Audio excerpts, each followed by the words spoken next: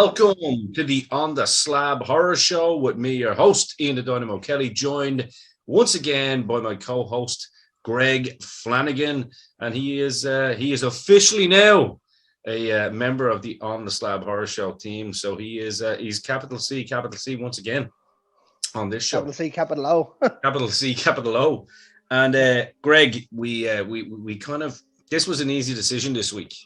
To come to this conclusion. You know me in terms of my love of horror. We're both very similar, and you know that I'm very much a nostalgic person, especially when it comes to old 80s horror and stuff like that. But you can't go wrong with 80s horror though. And anybody that knows me will know that probably my favorite director in general is one John Carpenter. Really? I would have said Wes Craven now myself, but look. John Carpenter's my boy, yeah. And he's produced all my favourite films, and they're all going to be talked about here at some point. We've already done Halloween. Done Halloween, and there's plenty more to come. But we decided to go with this week with the 1982 sci-fi horror, to be fair.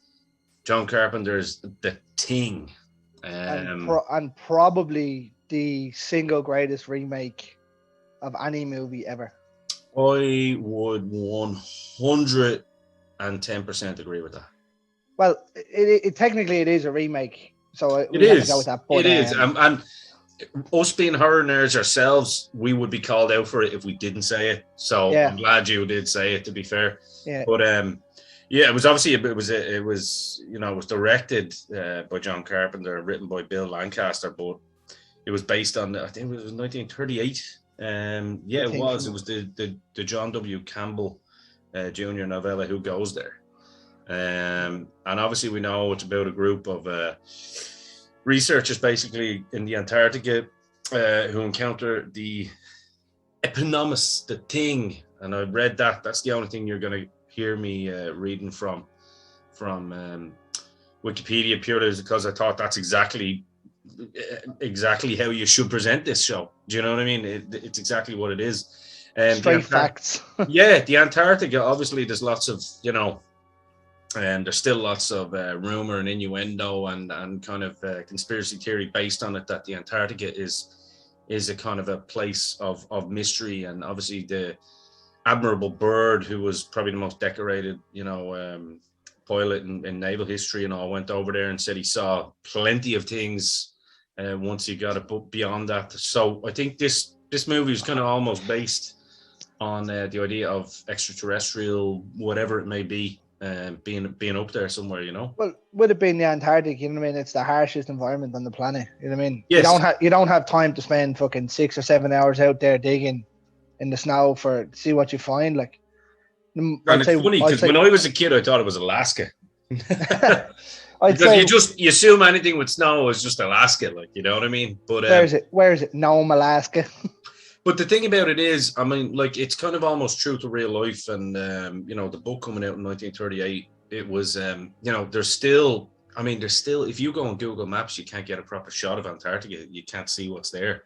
And even when you go to visit, you're very, very limited as to what you can see. So that's where the kind of, the comment comes from the military and stuff, that there's been extraterrestrial activity up there and stuff that's been found that obviously is government intel. Don't forget, it's the only place on Earth that you cannot visit, that all countries in the world have actually signed a treaty towards that. You cannot go there.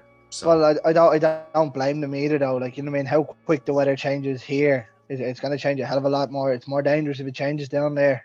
I don't think it's necessarily there's definitely due more to the benefit of our health, though. To be fair, one of my favorites was that it's to help the penguins and all up there, and I'm like, you could probably help the animals in the Amazon and the world with what goes on there too. I don't think you really give a shit about what life gets up there. But anyway, we're segueing. We're just kind of giving a basis on where the idea probably behind this movie came from. As I say, 1982, really kind of getting now from the late 70s into the kind of early 80s, where you're seeing the improvement of animatronics and stuff like that. Especially with the being a little bit bigger, and that's he something. He took the animatronics in this to a whole new fucking ball game.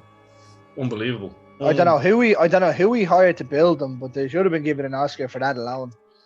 Yeah, I mean, it's one of those things as well. But like Dave Foster, the producer, and Lawrence Turman as well. Like, props to this whole team on this movie, because again, it's an absolute. The casting in this, as is always the case with John Carpenter movies, is just incredible. I think this is the first one he cast Kurt Russell in, wasn't it? Yeah, I believe so. He went from this, then he obviously done Big Trouble in Little China. He brought Keith David with him into They Live with Roddy Piper. Man, how good is he? I love that guy. Keith David. I love that guy so much, man. But like he found his cast that he liked, and he stuck with them. He was very loyal to his cast members. Yeah, he was very loyal to his actors and stuff like that, and obviously his team that he would have, but very loyal to his cast members in particular. Yeah, it was like if you signed Carpenter up to be the director of a movie, you knew what you were going to get. Like, you knew you were going to probably get at that stage Kurt Russell along the way. And I mean, you knew he was going to bring his team with him. Absolutely. But if you have something that works, why change it? And that was the thing. And like, at this time as well, like, you're looking, it was, it had competition about other kind of alien movies with the likes of E.T. was out around this time as well. Well, they both got released on the same day. Yeah, so there you go. That's one of the reasons this is kind of overlooked was overlooked. Like, I had a pretty poor box office for what it was. Yeah, without a shadow of a doubt. But then again, E.T. is a phenomenal movie as well. I will never hear a bad word about it. In fact, I almost shed a tear when I went over to Orlando and realized that it was probably the surviving ride of all my favorite movies as a kid, because obviously the Back to the Future ride was gone, the Jaws ride was gone. Yeah, Jaws is just hanging up now, isn't he? Jaws, yeah, that was replaced by that stupid little prick Harry Potter. So fuck you, Harry Potter. Actually, that was the first ride I went on when we went to Orlando. Was the ET ride? Yeah, and I was so happy to get on that, because they kept it all the same. It's all, and I believe Spielberg actually said that if they got rid of that one on him, he was ready to pull out of some sort of contract that they had, and that would be I'd say he would have took the rest of his things with him, and that would have been that. Yeah, and you can't really afford to know how Spielberg on board in Hollywood. Well, then again, I think that's probably the only one left of his now, though, isn't it? It is. It's the only one. The Jurassic Park ride was still there. No, that's gone now. So that's been replaced with Jurassic World. It was there when I was still there. It was it was the original ride, but yeah, that's been replaced as well. So, the Jurassic World one looks unreal. It does, to be fair. I have no problem with it, but let's get into this movie. Obviously, it's basically the start of it. We're not going to go through it word for word or scene for scene, but you kind of see the sled dog kind of running through the snow, being chased by this Norwegian helicopter. You don't know it's a Norwegian helicopter yet, but your man has this guy must have been a stormtrooper in Star Wars. Oh, like, Jesus, he's terrible. The worst aim ever. Like, I feel bad for his wife when he's going for a piss, to be honest with you. I'd say she has to clean up all the time. What happened? Toilets on the wall over there. Don't worry about it. Yeah, exactly. That's true. But yeah, so initially you're going, what the fuck are you doing chasing this poor little dog for, you son of a bitch? You know what I mean? Yeah, well, like, that's what I liked about this. When I think when this was coming out, they didn't really give a whole lot away. No. They never said anything about it being an alien or anything. They just said... Exactly. It was just a thing, you know what I mean? And I think what I really like about it, obviously, look, John Carpenter's scores are the best for me. In terms of horror movies, there's not much better. In terms of any movie, really, it's not. No, in terms of any movie, I think he creates more suspense with like the most simple notes. It's an all two key move for Jaws, and I know he didn't do Jaws, but it's what works. You know what I mean in these and like his Halloween score, in this score, everything. The Halloween one was absolutely perfect. Yeah, it really was, and it's the same with The Fog, which we will talk about one day on this as well. Yeah, like if you look at the Halloween one, if you change that even to a little more upbeat, the whole film probably doesn't work as well. It's gone. It's gone. But with this, I think it's really cool because, excuse me, people assume that, McCready, who is, of course, Kurt Russell, is what a man. Absolutely. But they assume that he's kind of like, he is the main guy in the film, but at the same time, he's just the pilot. So it's not like he's this sort of decorated veteran there, and you know what I mean. He's really probably the most replaceable person there. Sure. Well, you've got your doctors and scientists and the dog guy, you know what I mean, and then you have your pilot. Well, that's it. Like we'll go through the names. We have McCready, we have Blair, of course. Blair is what a man. We've Knowles, we've Palmer, we've Choiles, we've Dr. Copper as well. Norris, George Bennins, Clark, Gary, Fuchs, and Windows. And it's great, like, because it's again Windows. It's great. What a name! And the great thing about it is that again, it's a cast of just enough people, not too many. Do you know what I mean? Enough that you can actually build a bit of a rapport with them throughout the film, and you get to know their character. Yeah, but what I like about this is one of those movies that what will go wrong or what can go wrong will go wrong. Murphy's Law, right? Yeah. But it shows the fractions within the team, the fractures within the team, and how much people turn on each other and how quickly they do it. In isolation, dude, it can happen. Yeah. Do you know what I mean? And that's kind of what this shows. It shows a little bit of that, how the claustrophobia of kind of being deserted out in the wilderness and I'll tell you what, you couldn't pay me enough to get down there. Yeah, like it's kind of mad. What I like about this is obviously you see McCready, obviously he's the pilot, so I guess that's why he's so important, that he needs to bring people from A to B. He's basically a taxi man. And you're not walking out there anyway. Yeah, exactly. And Dr. Copper obviously goes with him to check out the Norwegian base. Why don't you talk us through that bit? Oh yeah, because you watched it today actually. So going to the base, or what happened to the chopper when they go to the Norwegian base, because obviously they know with the chopper basically they're shooting at the dog. Well, they don't even know that. They just see the dog run in and he shoots your man in the leg. Yeah, he shoots him in the leg and you're like, what the fuck is this? The funniest of the lot there is he goes to pick up a grenade to throw it after the dog and threw it right beside the fucking helicopter that he came down on. That was actually hilarious, man. And he does not care. He just walks off and leaves your man there. He was trying to get to the grenade.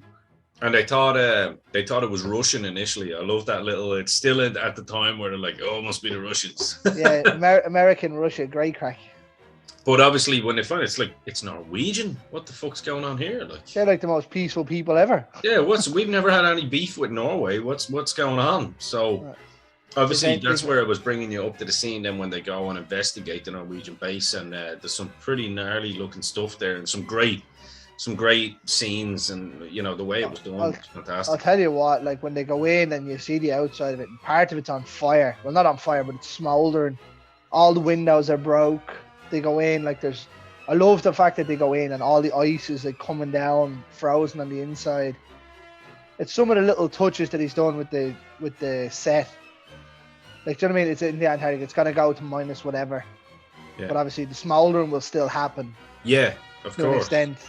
Yeah, of course. There'll still be smoke, yeah. Yeah, and they go in and they find one of the doctors on the chair. What I love here is you can see his wrists are slit and his throat slit. Yeah. So you see like blood is frozen hanging from his arm and all. It's deadly. It's really well done. The little details. That's it. It's the fine details that can make the difference between a great movie and a good movie. Yeah. And like they're going around and then they find they see outside, they find the body that's on fire and they're like, is that a man? And they're just looking at it and it's just, you can't really see anything when we see it. But they obviously just turn around and it's a man. They're like, right, we'll take that with us. And they find the big block of ice then inside. It's like looks like an old frozen Olympic swimming pool. Yeah, it's weird. It's kind of it's very strange, or like in the shape of a bathtub or something. It's mad. Yeah. Like it's very strange. But like the amount of movies that have come from this, let alone the Thing, and I don't know whether it's a prequel, a sequel, or whatever they want to call it, that came out in 2011. Yeah, that was a prequel, and to be fair, I'd recommend anybody if you don't it wasn't bad. No, if you don't like that movie, I'd recommend watching them back to back. I'd done that about a year or so ago. If you watch them like literally, boom, just watch the two of them at the same time, it makes all the sense in the world. Because when I seen that 2011 one, I didn't know it was a prequel or whatever. No, me neither. And it wasn't right up until, you know, when he puts the axe in the wall. Yeah. And then obviously in that one they see the axe in the wall, and I was like, no way. Brilliant. Going into it unbeknownst to you or to me, it was just But like, there's the X-Files done an episode that was almost the exact same as the Thing. Yes, when they were brand new. They locked Scully up, and they locked Mulder up in the It's nearly scene for scene basically. Yeah. It was actually one of my favorite X-Files episodes. Actually, I only watched it a while back. There was another film that I watched. I think it's called Parasite, but not that one that won all the Oscars. And they find like a woolly mammoth. Yeah. And like a little weird parasite starts infecting people. It's just a thing all over again. Yeah. And it shows the influence. And obviously with Clark, he's kind of the dog guy, so he kind of kennels the dogs because they obviously have a lot of sled dogs there. As you would. Yeah, of course. And he's the guy, and that's when you kind of see the fucking weird. You can see why this dog was being chased down, but you're like, what the fuck is going on here? And with all that kind of shit coming out of them and stuff like that, the animatronics and that. Oh my good lord, that scene is fantastic. I'd say that looks like. Do you ever see the rubber or the little rainbow laces you get as sweets? It's literally like them just whipping around. Yeah, just coming out of the poor dog's body, and the rest of the noise of it. The rest of the dogs are fucking terrified, obviously. But how about that first scene with the dog though, where you see them all back into the corner, and then they look over the dog, and the dog's face is hanging off, and it just explodes out into like the proboscis thing that it has. Yeah, it's that there to me. Blade 2 took everything from that, I'd say. Yeah. The way it opens up here and into the far parts, and the thing comes out. Yeah. You could see that. Even elements of the Predator and stuff, like with the ideas that they were getting. Do you know what I mean? It's just little things like that. They probably went, "Oh, that's interesting." Well, Predator has taken it from this, obviously. Yeah, you know what I mean. That's if you're looking for an alien movie, and the first one you're going to think of is like at that stage when you're making Predator, you're going need to design an alien. Let's have a watch of this and see how they done it. So when he does the autopsies and whatnot, this is when it starts getting really interesting, and this is where you were talking about your love for the animatronics in this particular movie. It's just fucking ridiculous, like. And the doctor's so calm and great about it, isn't he? Like the rest of them are all going, "What the fuck is this shit?" I love how he's cutting it open, and he's like, "Oh yeah, it's got everything, lungs, kidneys, everything's fine except this," and he's like, "It's trying to replicate what it's attached to," and he's showing like the dog's head inside it, but it's not fully a dog's head, so it's trying to form the skull and all, and you're just like, wow. Yeah, it was. How do you even design that? Like, but that's it. Like you have to go. Like you have to give props, like proper props to the the artists that even come up with these ideas. You know what I mean? But it's not even that. Like, how do you actually design that? Like, how do you build that? Yeah. Do you know what I mean? Whatever about drawing something crazy with a dog's head half formed in it. Do you know what I mean? And then building that actual design. Yeah, we can all come up with crazy ideas and draw something mad, but the guys that actually construct it and make it happen, it's and especially to make it hold firm and yeah, and like not look shite that you see in some things today, like. And this, what I like about this is when he kind of he kind of realizes that it can form into other things. You know what I mean? It's basically like you said, it's a parasite of sort. It's like an alien parasite. Well, what I've always found with this is a design or the movie is basically a design of something that will do anything to survive. Yes. Yeah. and that's all I ever get from it. It's life. It's Jeff Goldblum in Jurassic Park said a thing. Life will find a way. Yeah. Do you know what I mean? No, I'd agree. I'd 100% agree with that. And kind of what's cool about this is like when when they kind of uncover, whatever data and whatever they get from Norway. The 9 hours of video. they get to realize that it's, there's a fucking, they were digging for, an alien craft that they reckon was probably there for as long as a couple of 100,000 years or whatever, like, and it's... Well, whatever dies in the snow out there is going to stay there for a long fucking time. Exactly, yeah. And that's when he starts kind of, that's when Blair then, in particular, starts kind of getting a bit suspect that, this creature could basically morph into anything it wants to on Earth, you know what I mean? If this was to get out. They've just seen it morph into, or tried to morph into a dog. I mean, and well, technically, it was a dog. Well, yeah, it was. It was just it morphed into it, like, and which means they're obviously afraid then that it could be anything. It can get into humans and stuff like that as well, and that's where the kind of paro starts creeping in, isn't it? The paranoia starts creeping in. But this here, there's a lot of this movie focuses a lot on like masculinity between the groups, and I'm the leader, no, I'm this, or who made you that. Do you know what I mean? But when you put paranoia with that, it just makes for bad times. Yeah. But like when they come up with the idea for the blood test, that is genius. That is genius. That's the infamous scene from this. Yep. Movie, the blood test. Yeah, and you see like the lads are all obviously shitting themselves. You know what I mean? Like, yeah. But like, how does the doctor even come up with that idea? Oh, let's do it this way. I know it's because they set him on fire, but when he was a dog, they set him on fire. But yeah, like, how do you even come up with that? Oh, we'll all take blood, because I know it's because he's talking to the sled dog person. He's like, how long was that dog with you? He's like, I don't know, an hour and a half. So he knew then. It was like, well, we all could be in trouble here. One of the things I love is when they try and fuck with McCready, and he basically just has like a stick of dynamite. It's not even just a stick of dynamite. He has a rapid dynamite. It's a rapid dynamite. He's like, well, fuck it, motherfuckers. And he has a flare as well. Yeah, he's like, if you're gonna take me down, boys, I'm the only pilot here. You ain't getting out. Yeah. I'll go. We'll all go. Forget about it. You know what I mean? So I'd be kind of taking this lad serious at this point. You know what I mean? I'd be like, all right. Yeah. Well, he turns into Kurt Russell, Snake Plissken, with the bad attitude now, doesn't he? Morph into one. Do you know what I mean? Look, he's got the look of Jack Burton with the attitude of Snake Plissken. Oh, without a shadow of a doubt, man. I wonder why John Carpenter used him so much. Do you know what I mean? Because he's brilliant. He's so, like, I mean, the thing about Kurt Russell is he can be a very, very serious actor. He can be great at one-liners. He can be very, very, his sarcasm is second to none. I think he was a very overlooked actor. Me too. Yeah. I think he's a very underrated actor, to be fair. Yeah, like he got a couple of big parts, but not as many as he should have.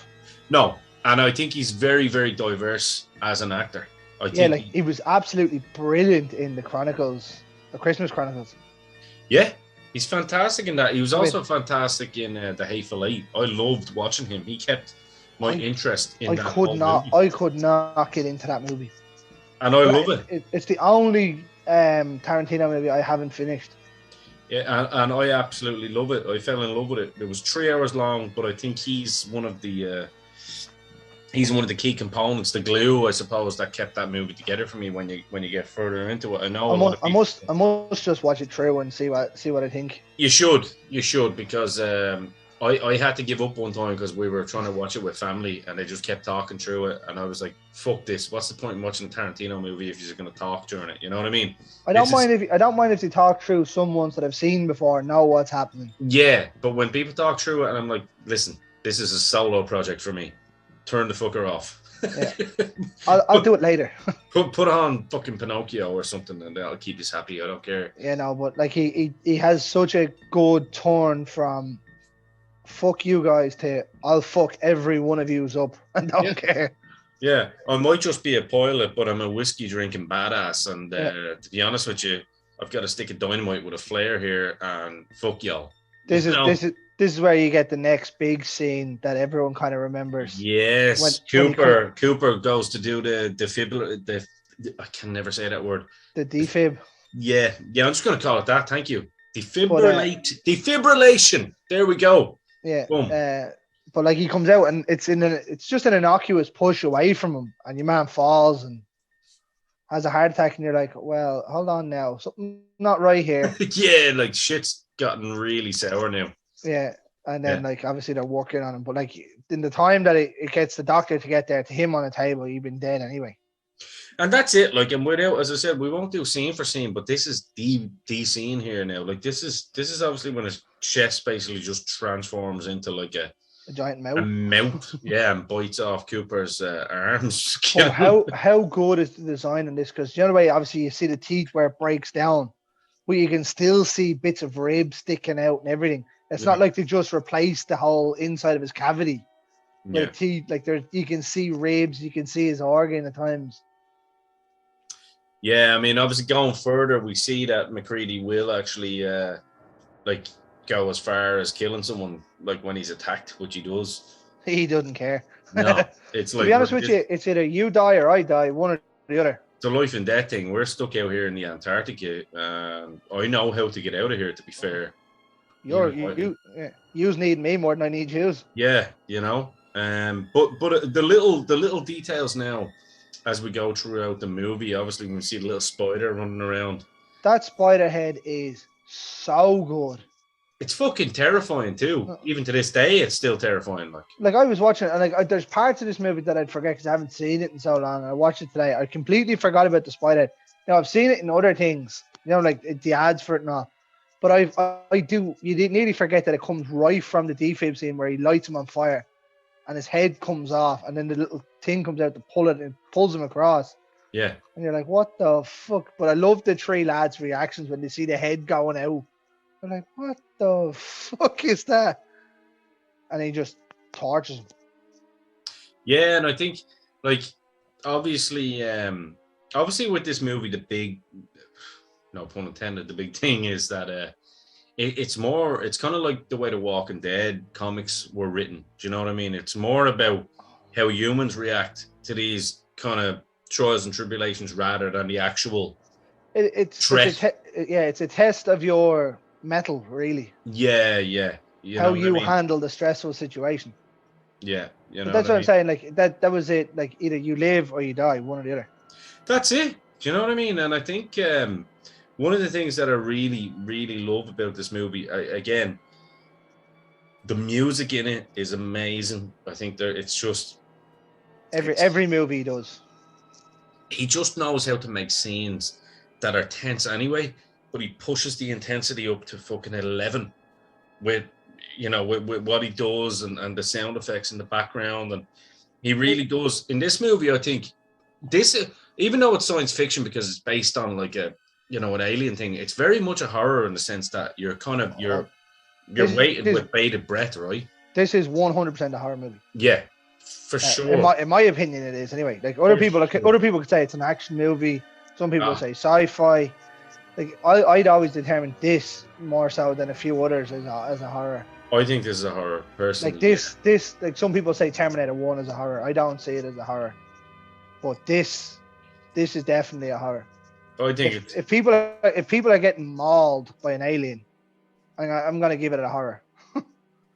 Yeah, what do you think about Blair was obviously someone that was so important at one point in the movie, and then they've isolated him out in the shed, and they have Giles basically fucking guarding him, and you can see he's trying to, he's a dickhead. He's trying to manipulate him into fucking, come on, let me out, blah blah blah.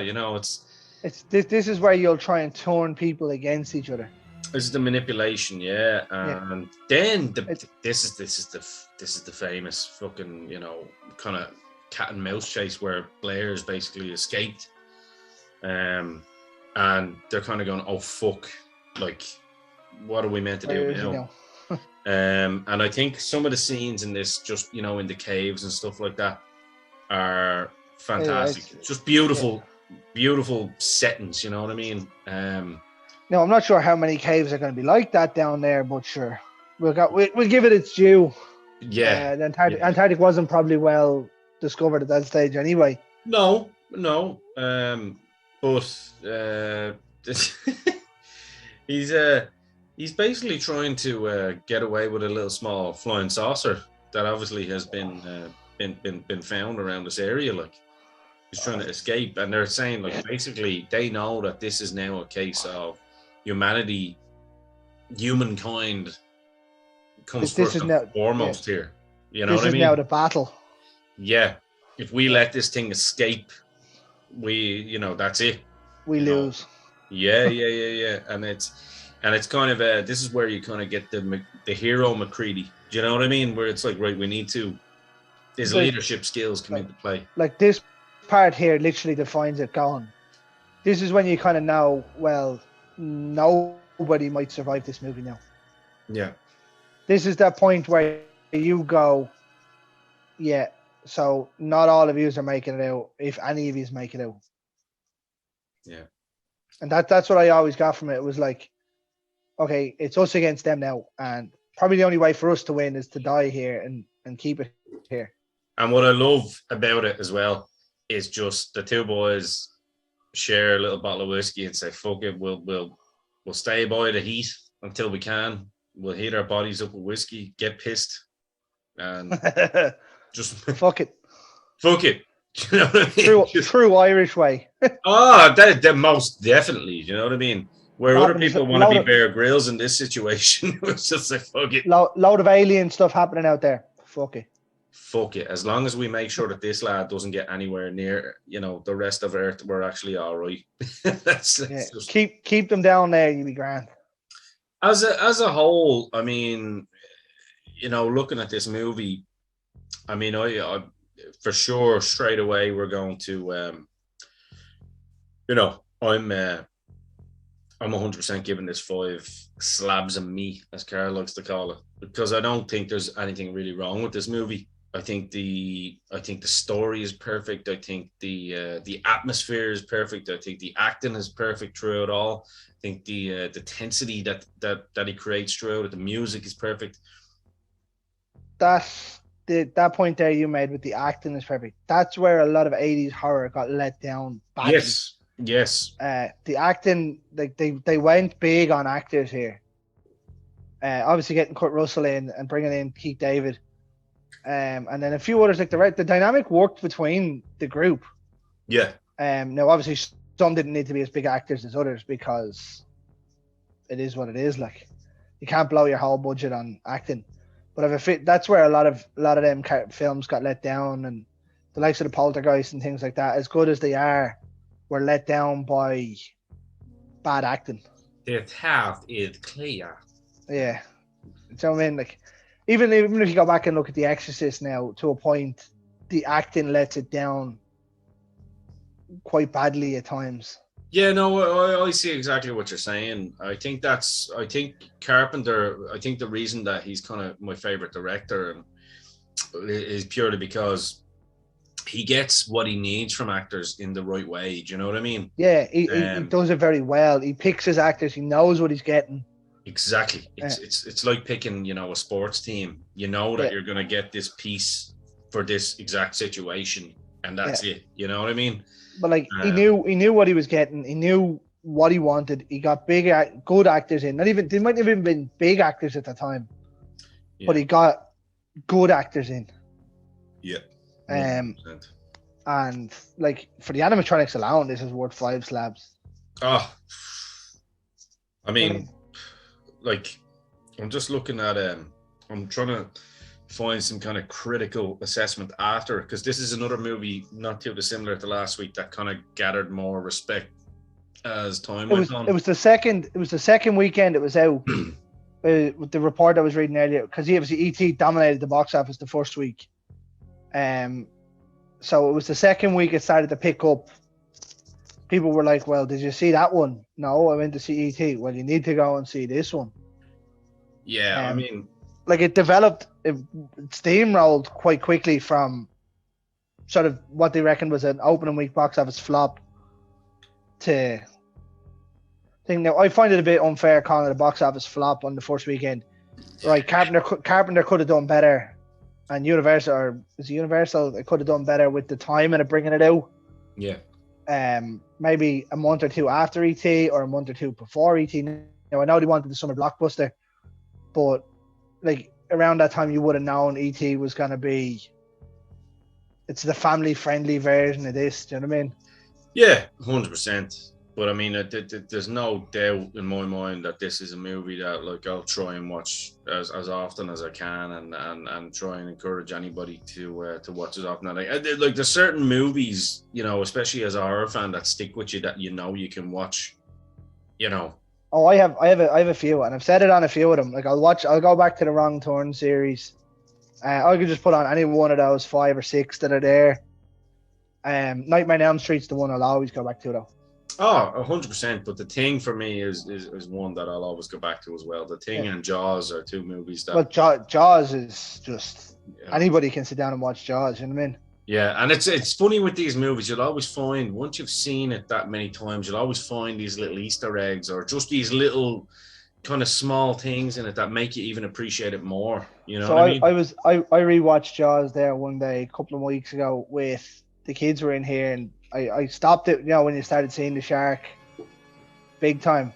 So I kind of stopped it, and Finn was like, "Oh, look, it's a shark." I was like, "Yeah, you're not watching the rest of it though." Not yet, son. Yeah, not yet. No. But we did. We were sitting here one day 2 weeks ago, and he turned around and said, "Can we watch Ghostbusters?" Yeah. Yes, we can. But like, I don't mind him starting at that sort of. He's only 5 now, but like the likes of Ghostbusters and all is a great way to get kids into it. Maybe that's what's wrong with me. I've probably seen Jaws around the 5 mark. Probably. I bet you didn't go swimming in Bray though. Nope. Didn't go swimming anywhere for a long time. Not even a swimming pool. I don't blame you. No. No. And I remember even seeing banana boats out on Bray Beach, like a fair bit out into the water. I just went. Do you want to go on that in? No. They're dead. They're dead. Like, yeah. And I'm okay with that. I'm a land creature. Yeah, I'm quite happy. If it's a swimming pool, I'll be fine. The sea, not so much. I much prefer to be a Sasquatch than bait. Yeah. Do you know what I mean? But no, this has been a great episode. I know we like it. Sometimes we get these episodes where like they're cheap and they're short and cheerful, and I think that's the great thing. We had one there with the 25 highest grossing movie franchises. It was just one that we put together just lightning quick. And it's the same with this movie. Like it's definitely fun. What about you? How many slabs of meat would you be giving it? Would you be giving it 5? 5.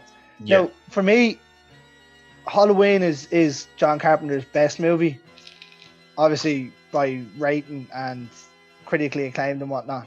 But for me, this is better than Halloween. Yeah, it's the same way. One day we're going to talk about The Fog, and people will realize that John Carpenter, you know, he knows how to do things and scare you, because when we do talk about The Fog, that also has a lot of... it kind of resonates with me as well, growing up in a seaside town. Do you know what I mean? Although the only thing is, though, Bray doesn't get a whole lot of fog, really. No, but when we got a tiny bit... Yeah, you're terrified. Terrified. You're like, good Lord, Blake is in there somewhere. We're done here. We're done. Greg, as always, officially welcome to the team. And yeah, I think for anybody out there that's watching this that hasn't seen The Thing, where have you been all this time? But if you're a younger viewer that hasn't seen The Thing, I would recommend go watching it. And I think for anyone that hasn't done what I said earlier on and gone and watched, the 2011 Thing, watch that first. I haven't done that. You got to do it, Greg. I might do it in a couple of weeks after not having any watched this today. Do it around Halloween time, even. Just, you know what I mean? Just to give yourself a little bit of a boost, and you won't regret it. You'll thank me for it, because I literally had them boom, one after the other. So obviously 2011 and then 82. Exactly. But what I love is it's kind of filmed in the same way. Exactly. You don't feel like you're in this kind of massive time difference or warp, and I think it's you know, the narrative that's set within the 2011 film really kind of lends itself to watching the 1982 version. So I would say John Carpenter was actually pretty happy with that, looking back, and I know he can be quite critical. I don't think he is. I don't think, as far as I know, I've read that he doesn't really like it. As far as he doesn't like many things, though. That's why I like him. Yeah.